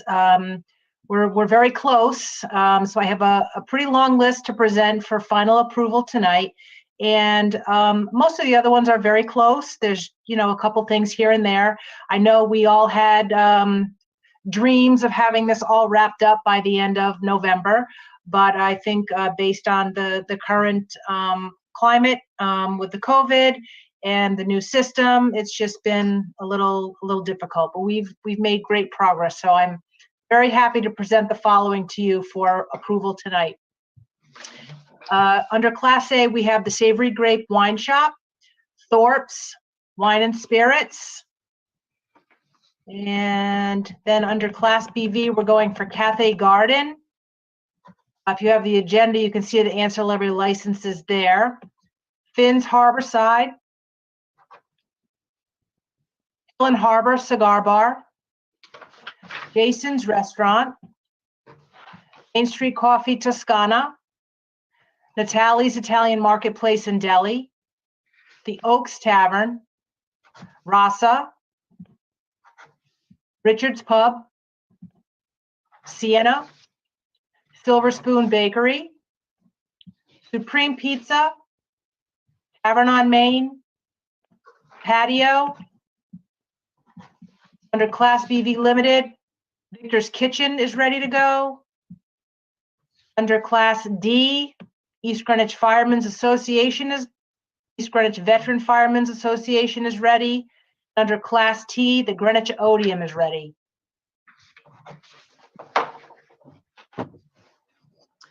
Thank you, Lee. I think you can see by the number of applications how busy the clerk's office has been and the town staff have been, and how this e-licensing has really expedited this process. And I also hope you've been following at home on your scorecard with a list of all of those applicants. All of those applications are complete and ready to be approved tonight.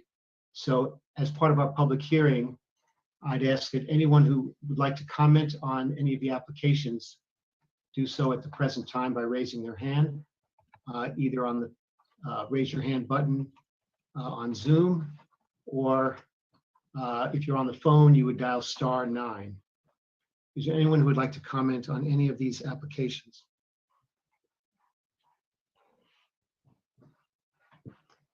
Seeing no comments, I'll ask for a motion to approve all of the completed applications as enumerated by our town clerk. So move. Second, We have a motion by Councilor Zarella, seconded by Councilor Donegan. We'll take the roll. Councilor Donegan? Aye. Councilor Zarella? Aye. Councilor Engelhardt? Aye. Councilor Corinthal? Mark Schwager votes aye. The motion carries 5-0. We'll now ask Lee for, Excuse me, I just want to, Councilor Corinthal was still muted when she did in fact raise her hand and mouthed the word aye. So if the record Sorry. could reflect her aye. we're vote, please. confirming that. Thank you. So that motion carries 5-0. So we'll now turn back to our town clerk, Lee Carney, to now read the applications which are incomplete and will need to be continued to our January 11th meeting.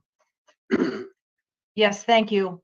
That list would include Frenchtown Liquors, Besos, Blue, Cersei Restaurant and Bar, Dante's Kitchen, Frank and John's Pizza, Fresco, Greenwich Bay Oyster Bar, Kai Bar, Khan Asian Bistro, La Masseria, Outback Steakhouse, PB Bistro and Bar, Pal's Restaurant, Raku Sakura, Revival Craft Kitchen, Steve Filippo's Twisted Pizza, Tea's Cafe, Waysider Grill, Pizza Heaven, Greenwich Hotel, and the Greenwich Club.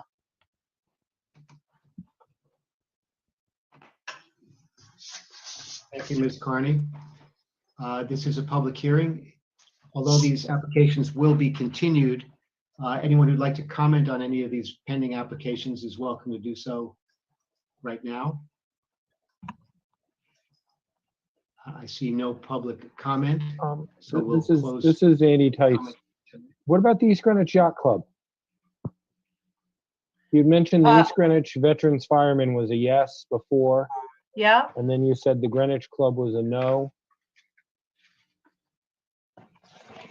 the yacht club was approved at the last meeting. There were 5 that were approved at the last meeting, which I think Okay. that you were, Right. Peter was Okay. here for that.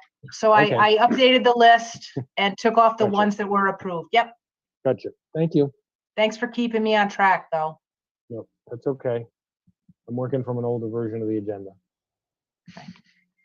So we've had no public comments, so I would ask for a motion to continue the public hearing for all of these incomplete applications until January 11th, 2021. So move. Motion made by Mr. Zarella, seconded by Councilor Corinthal.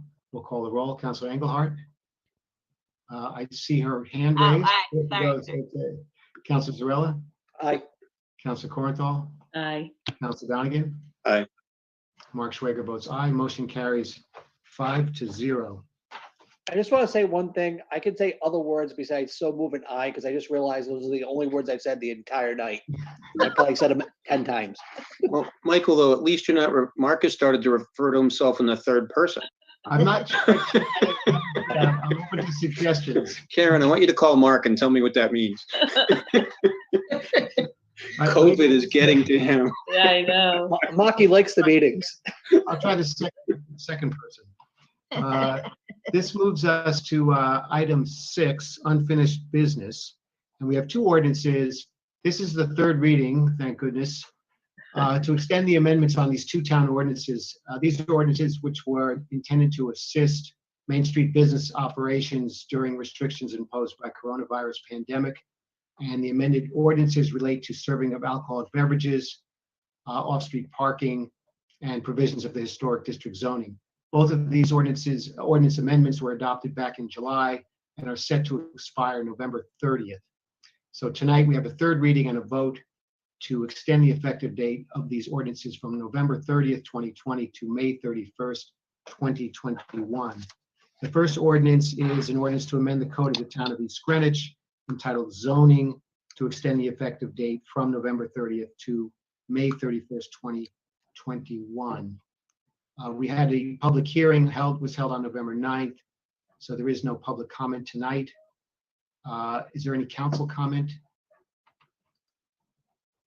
If there is no council comment on this third reading, I'd ask for a motion to approve the ordinance at third reading and adopt the ordinance.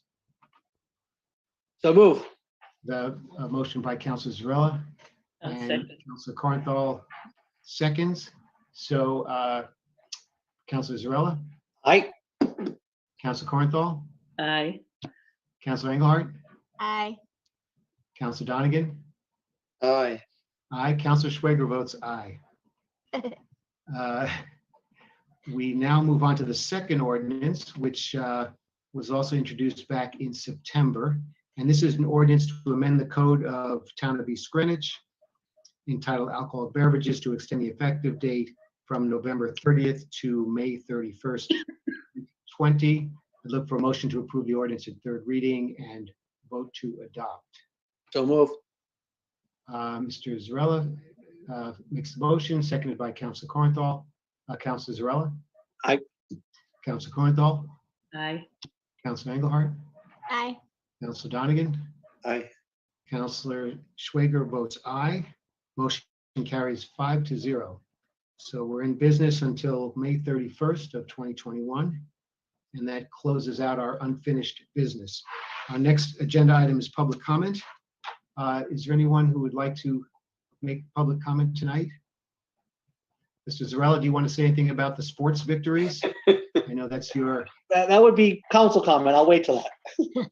I'm sorry, you're right. You're right. I've got my comments mixed up here. So I do see one attendee with a hand up, Carla Swanson. Carla, welcome to public comment. Can we unmute Carla? Hello, can you hear me? Yes, you're coming through. Hi, Carla. Hi. Am I just audio? Like, do I have to worry if I have something in my teeth? No, you're just audio. Awesome. Okay. You look lovely, I'm sure. Oh, thank you, Karen. I do.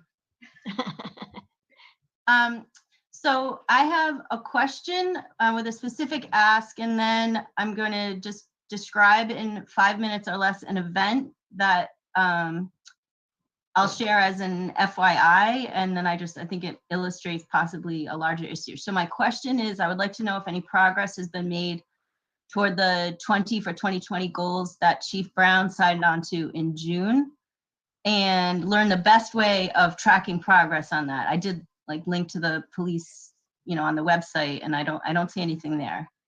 And then I'll describe the incident, and I'll explain why it connects back to my interest in any progress made toward, again, that 20 for 2020. So Friday night, my 14-year-old daughter was with a group of 14-year-olds on Main Street, where one of the 14-year-olds was assaulted by a man and a woman who looked to be, from the video my daughter took of the incident, in their 40s or 50s. And despite the fact that the police were shown the video on site, where the man and the woman are told by the 14-year-olds that they are 14, they clearly shove a boy who has his arms crossed across his chest, the man and then the woman. No arrest was made, and as of 4 o'clock today, nobody from the East Greenwich Police had contacted the boy or his mother to get his statement. And on site, when the event occurred, the boy, the juvenile who had an injury and had just been assaulted by 2 adults, was aggressively questioned by the police with the presumption that he had caused the incident, and that, which was in fact later communicated to me by the police before it was clear that my daughter was an eyewitness and had video. I was told no assault had occurred and that the juvenile, it looks like the juvenile was the aggressor. So my daughter made a statement Friday night. And if she hadn't, the only statement the police would have right now is from the adults who committed the assault. And the reason I'm connecting this to the 20 for 2020 is the couple who assaulted the boy are white, and the boy and his parents are Hispanic, and the group of teens were multiracial. So the group was identified by the couple when they called the police as a group, which is what the police told me. Oh, there's a group of teens from Providence that are causing a disturbance. The couple also said many times to the kids and later to the police that they, like the couple, we are from here. Where are you from? I can tell you my daughter told them in language that would make Rainu blush. Many said she was from East Greenwich. But it really doesn't matter where they're from. since I'm pretty sure we still have open borders here in East Greenwich. But I will be clear that every kid in the group but one does live in East Greenwich or NK, or has a parent that owns a business in East Greenwich. Again, not that that matters. So my questions, and these are like more like food for thought, and I'm not expecting answers right now. I am going to follow it up as the investigation moves along, is why was a juvenile with a visible injury who just been assaulted by 2 adults aggressively questioned and threatened with arrest? Why wasn't the couple arrested? Why did detectives not reach out to the boy and his mother almost 72 hours after the incident? Because he has an injury that should be documented. And then why, when the mom and her son and her young daughter went to the station today to make a statement, were they told, after waiting almost a half an hour, that they needed to leave to call tomorrow to make an appointment and come back to make a statement? When I was able to walk into the station on Friday and again on Saturday and sit down with an officer and or a sergeant in the case on Saturday and have a nice conversation and make a report. So in closing, like, I want to leave you with a description of what I felt because I was at the police station. I went with them today. When I left, I don't know if you guys ever saw Eddie Murphy's character, White Man from old Saturday Night Live.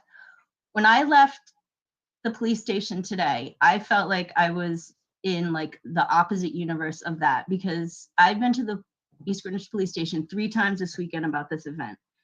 2 times I was by myself, and both times I didn't notice how I was treated, but upon reflection, I was greeted with a hello, with an introduction. How can I help you? Come in, sit down, let's talk about this. When I was there today, just in the background, supporting this mom and her 2 kids, and they were up front, the experience was like on another planet. The officer came out, he seemed hostile. He did not say hello. He didn't greet them. He said, "I don't know why you're here." And then they were sent away to come back. And when I said to the mom after, like, I can't believe he talked to you like that.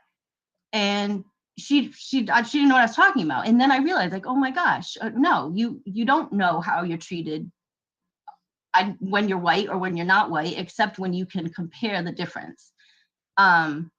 So again, we who knows, if that was truly a racially biased response, but I think what we know about what is happening across the country, and I don't think we have any reason to believe that implicit bias is not happening here in our town. And I think it's really important that it's addressed, and that is the end of my statement. This is Andy Tights. I'm just going to caution, I don't think that the council can respond to it. This is a public comment thing to allow you to make your comments, and but this is a specific incident. It's clearly still under investigation, so I don't think the council is able to respond. No, yes, thank you. No, I did not. Can they respond to my initial question? When I did expect that, it was more food for thought. But can they respond to my initial question, which is, has any progress been made toward the 2020 goals that Chief Brown signed on to in June? And what is the best way to track progress on that? Again, I think that the purpose of this is to get public comments and issues. And if the council wants to either direct the manager to look into it or take action, or wants to schedule it to a future meeting for discussion, they can.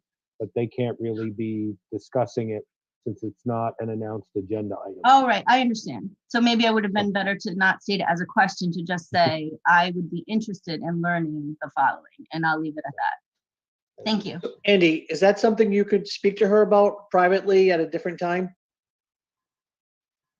I'm assuming you're talking. I think that's. Sorry, Andy, Nada. It's an ongoing. Yeah, I think we started earlier tonight. We talked about some updates that were going to be coming on that and some other issues. Yeah, so I can absolutely follow up. I'll get the contact information and we'll do that. And could I ask if we're going to have Chief Brown come in and talk about the use of force, right? Policy, we're thinking about that in the early January. Is there a way that we can incorporate Carla's reasonable request? What are we doing now that we've committed to this? just to even talk about process procedures. I doubt they'll be able to talk specifically, Carla, about, an active open criminal matter, but they can certainly talk to, since you signed on, what can you tell us what's actually happening? What are the action items? What's tangible? Sure. Do you think, Andy, we could have that incorporated into that in Yeah, right after absolutely. the Mike. holidays? Yeah, no question. Yeah. Okay.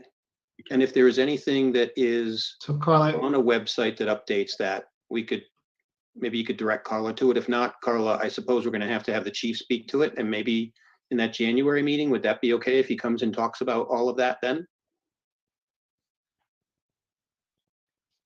Oh, are you? No, you're Yeah, I not. was asking you if that'll meet, because we need the chief to kind of talk about what he signed on to and what progress he's making and what steps are being taken. Oh, yeah, sorry, I didn't know you were asking me. Yeah, that would be terrific.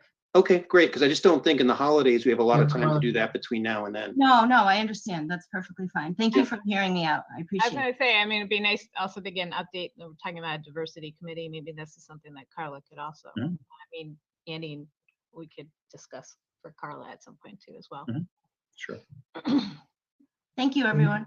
yeah, you've raised some good issues, Carla, and then you have a specific incident that you described, and we welcome public comment, but as our solicitor said, we generally can't respond in much of a detailed manner, and certainly not on the specifics of a case. But many times when people come to the council with concerns, and we all get emails and phone calls, we refer those to the town manager, who then decides where the best place to address those concerns are, either in his office or from one of his staff. So we'll refer this to the manager, and then we will have opportunities to discuss some of your other issues when we have that broader discussion on issues of social justice and use of force, which the town is working on at the present time.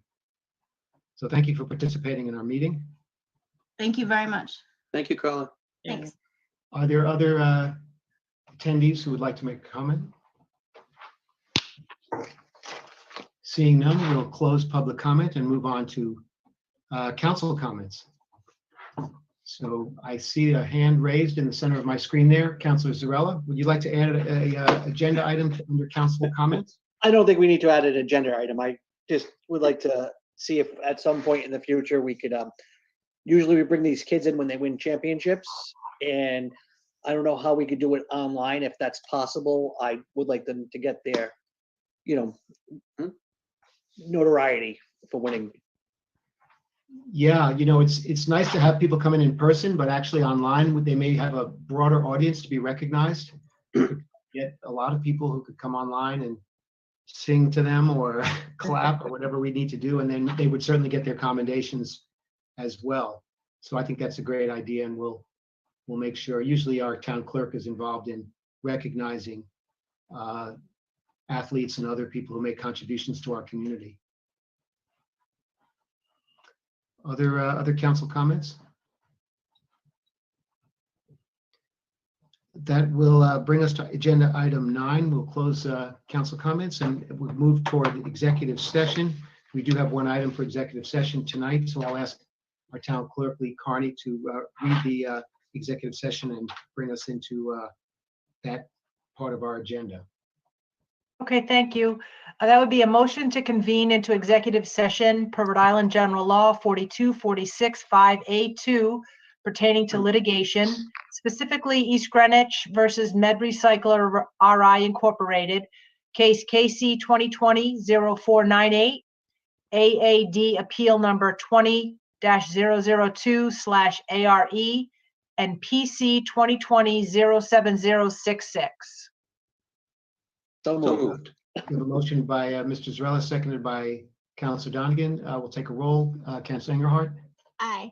Councilor Zarella, Aye. Councilor Corenthal, Aye. Councilor Donegan, Aye. Councilor Schwager votes aye. So the motion passes 5-0. So we'll leave this meeting, reconvene in executive session, and then we will come back to this Zoom platform to announce the results of the executive session and then to adjourn.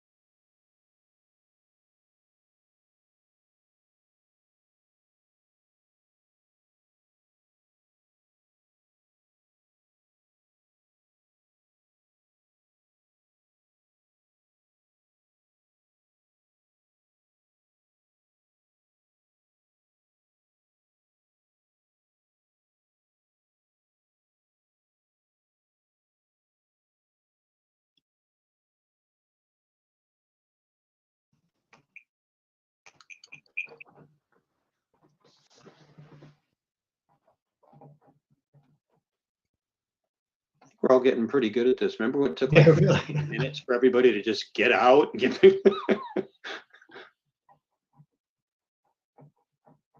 Have a wonderful Thanksgiving, everybody. Yes, happy Thanksgiving. Yeah, You do. Stay alone, stay safe. Right. Very small. We'll give Rainey one more minute.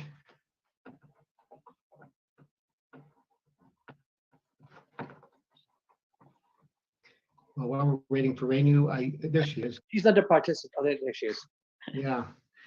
Okay, so we are now back in public session. Our executive session is concluded. On the item 9A, no action was taken. I'll ask for a motion to seal the minutes for executive session. So move. I have a motion from Councilor Zarella, seconded by Councilor Cornthal. We'll just take a show of hands. All those in favor? Aye. I see 5 hands. Let the record show 5 hands were raised by 5 individuals. Oh, who are on the council? And the motion carries 5-0. I'll ask for a motion to adjourn. Motion to adjourn? To adjourn. You go. Second. So quick, it was a little slower this time. 5 hands from 5 people who are all on the council. I have 2 hands up, there's 6 hands. All Thank right. you all for your work tonight. Andy knew what I was doing. All right. Happy you. Thanksgiving on All Martin and right. Elizabeth. Enjoy, everyone. Thank you. Yep. All right. Thank you. Bye. Thank Bye. you. Thanksgiving, everyone. You bet. Bye. Stay healthy, wear a mask. Bye.